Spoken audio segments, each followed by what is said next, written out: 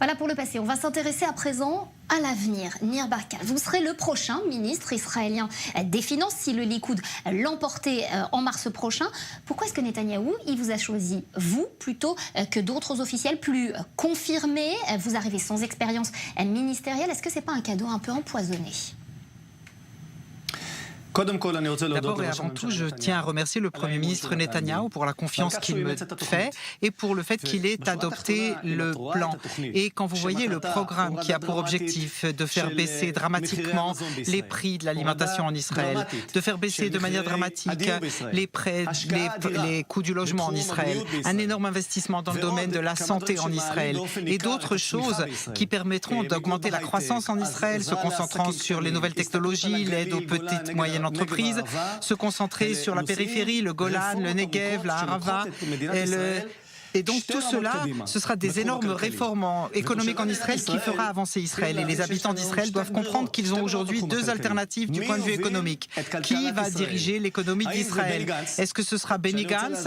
Et je tiens à rappeler qu'il a fait faillite dans la première entreprise qu'il a gérée, ou Avi Nissenkorn, qui est leur candidat pour les finances, qui vient de la fonction publique pendant toute sa vie, et moi, qui ai fondé Checkpoint, qui a été une des plus grandes sociétés de cyber du monde. J'ai dirigé la ville la plus complexe au monde et bien entendu un Premier ministre qui comprend très bien ce qu'est l'économie internationale et l'économie. Et donc quand vous avez présenté précédemment le fait que je serai le prochain ministre des Finances, c'est à condition que le public fasse bien la distinction et vienne voter Likoud. Parce que bleu et blanc, c'est Benny Gantz, la faillite, et un ministre qui vient de la fonction, Nissenkorn. Et donc dans mon cas, c'est moi et le Premier ministre Netanyahou. Alors on a compris votre programme, vos intentions également. Tout ça, tout ce programme, il va aller avec une hausse d'impôts aussi? Non, au contraire, si on veut la croissance, il faut faire baisser les impôts. Donc l'idée principale, quand on peut créer une croissance, et on peut créer la croissance de manière importante dans les années à venir, pour cela, il faut une approche entrepreneuriale et non pas de fonctionnaires. Il faut comprendre le nouveau monde et s'y intégrer et comment cela fonctionne. Et en même temps, une croissance accélérée pour se mesurer aussi au déficit existant, regarder de l'avant, parce que quand il y a une croissance, on peut augmenter les budgets, on peut s'occuper des personnes âgées, des personnes handicapés, etc. Et donc, c'est pas facile avec la croissance, tout ça. Tout ça, justement, Nir Barkat, c'est aussi le credo défendu par Benny Gantz. C'est pas finalement un argument politique, tout ça? D'abord et avant tout, non.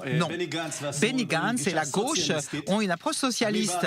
Moi, j'ai une approche beaucoup plus libérale, de marché libre, ouvert, et toutes les mesures que nous prenons, que j'ai l'intention de prendre avec l'aide du Premier ministre, ce sont des mesures qui, en grande majorité, ont pour conception le libéralisme économique.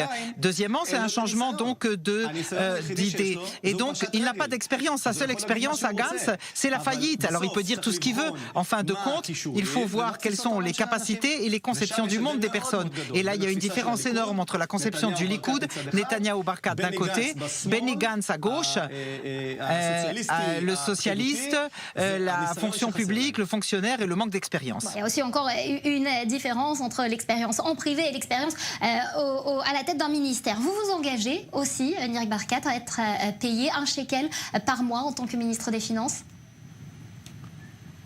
Absolument. Je serai ministre des Finances qui sera payé 1 shekel par an et je veux que chaque shekel des citoyens vaille davantage. Quand on fait baisser le coût de la vie en Israël, l'alimentation et le logement est très cher. Donc il faut que le shekel soit ait plus de valeur pour les citoyens. Et en fin de compte, avec une forte croissance, les salaires augmentent et en comparaison des autres pays du monde, mon objectif c'est de nous amener parmi les 10 premiers pays au monde au niveau du PNB. Per capita, par habitant, donc comparé entre les habitants. Je veux voir que les habitants d'Israël aient davantage de ressources, d'argent, de shekels, qui vaudra plus, avec lequel ils auront plus de pouvoir d'achat. Faites-nous entrer quelques instants au sein du Likoud. À présent, vous avez fait à la mairie de Jérusalem votre cheval de bataille, c'était la lutte contre la corruption. Est-ce qu'aujourd'hui, vous ne vous trouvez pas un peu en porte-à-faux d'être dans un gouvernement qui serait dirigé par Benjamin Netanyahou, lui-même avec 3 chefs d'inculpation, dont un de corruption? D'abord, je voudrais parler de la loi. Moi, je respecte la loi et je la crois. Et dans la loi, il est précisé exactement ce type de situation. Le Premier ministre accusé, pour le renverser, pour s'en protéger d'un renversement, le Premier ministre est d'abord considéré comme innocent tant que le contraire n'est pas prouvé. C'est vrai aussi pour le Premier ministre. Donc, le Premier ministre va mener sa procédure judiciaire, mais il est suffisamment expérimenté pour gérer en parallèle le pays. On ne peut même pas commencer à comparer les compréhensions, l'intelligence du Premier ministre et sa conception libérale économique du Likoud et du Premier ministre par rapport à l'inexpérimentation et le message complètement diffus de Benny Gantz et de tous les pilotes de ce parti. Et si on parle de l'économie, c'est un fossé énorme entre les deux. En octobre 2019, il y a 4 mois, Nir Barkat, vous déclarez à une interview au quotidien Yediot Ahronot, après l'ère Netanyahou, je serai le prochain Premier ministre. Alors vous aviez alors été la risée de certains. Ça passe mal au Likoud quand on se prend à rêver d'être calife à la place du calife.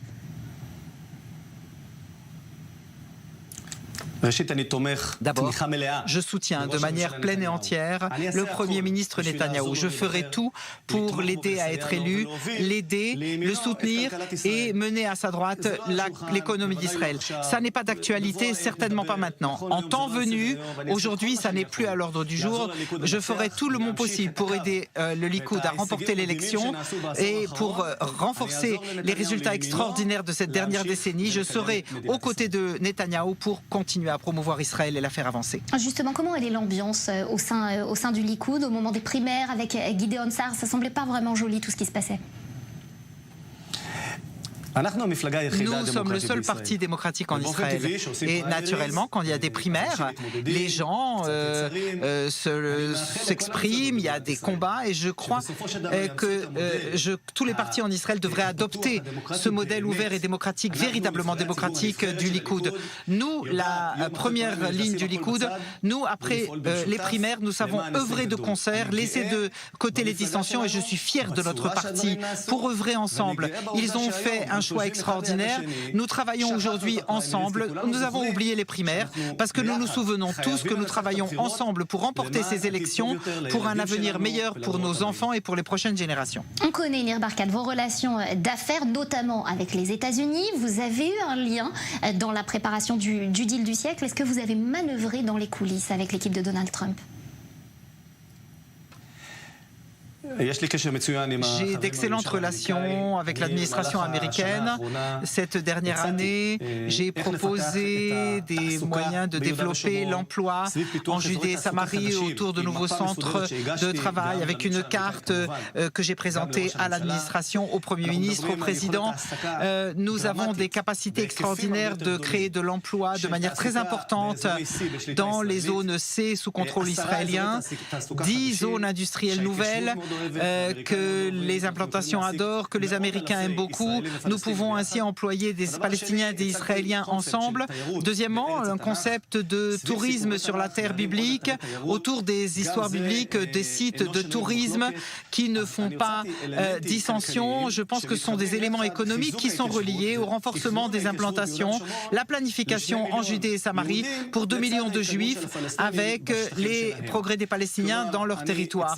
Et donc, j'ai proposé un modèle hors des sentiers battus qui fait partie du programme économique et du soutien, en plus évidemment en Galilée, dans le Golan, dans le Negev, dans l'Arava, en Judée, Samarie, sur le Golan.